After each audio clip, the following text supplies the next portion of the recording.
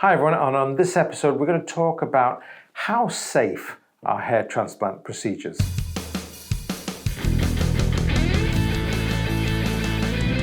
Hey everyone, thanks very much for watching and welcome back to the show. One of the very common questions that we get is, well, I'm booked in to have a hair transplant procedure. How safe is it actually? The reality, if it's done well, is exceptionally safe, right? It's your own tissue. You can't reject your own tissue. And the skin is very hardy. The risks of infection are very, very rare. I've not seen it personally. There are a few case reports of which people have had infections post-surgery, but generally speaking, as a procedure, if done well in a registered facility with competent individuals, is exceptionally safe. And so there's no problems at all there. But the question is a lot more nuanced because there are problems that can arise if you have a hair transplant procedure. And it really depends in large parts who or where you do the procedure. So first of all, if it's done poorly, all right, there's a technical aspect of things. So if it's done poorly, if the grafts are harvested, without care, then you may, and implanted with, again, just in haphazard fashion, then you may get poor growth, all right? You may not get an optimal outcome from that perspective. If the grafts are harvested without much care, and we see a lot of this, unfortunately, we're seeing a lot of that happen very commonly, with sort of technician-based services where no real thought has been given to the donor area and grafts have just been harvested from the most easiest points on the scalp to harvest the hairs. We are seeing a lot of what we call overharvesting, where the back of the head looks moth-eaten and threadbare. And that's a really poor outcome.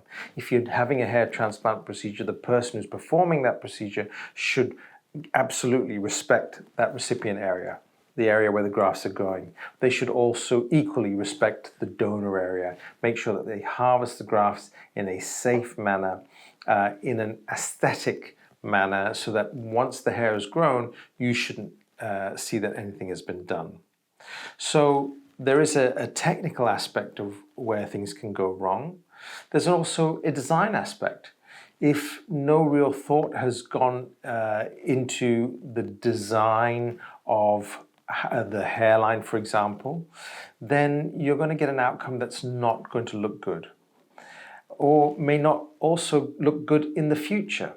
And the reason is that when we design hairlines, we take a lot of thought and a lot of time and effort goes into designing a hairline that looks natural for the individual now.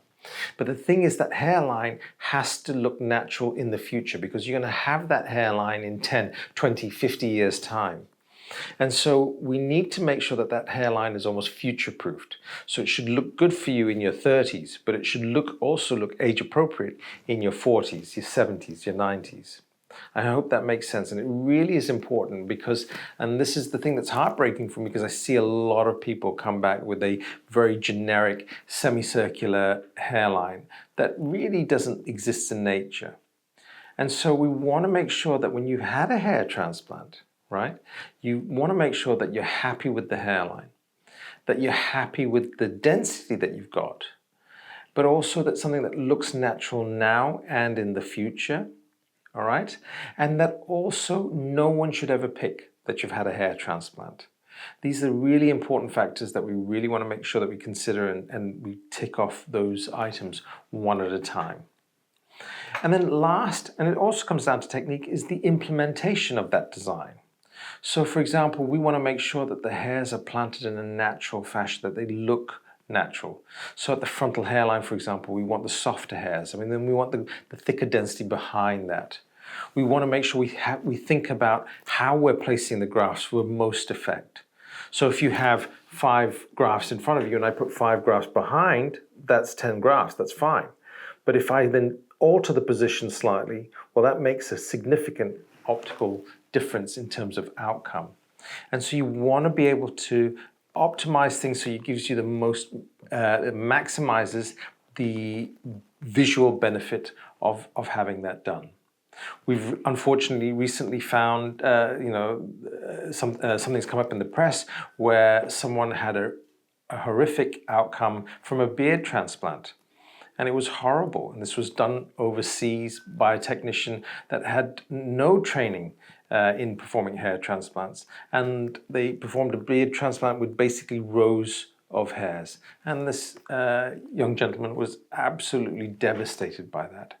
So making sure that the person who's performing this has the skill set to implement the design appropriately to the best effect so that it looks completely natural. These are all things that are important. So I don't want to sound very pessimistic about it. I understand from a procedural aspect, the process is very safe. Relatively simple, very, very safe. But it can go wrong if done poorly and if executed in a manner that has not been given the adequate amount of thought and respect. So I hope that's useful. If you're having a procedure, make sure you ask those questions and make sure your concerns have been addressed. Thanks again for watching, and we'll see you on the next episode. Take care.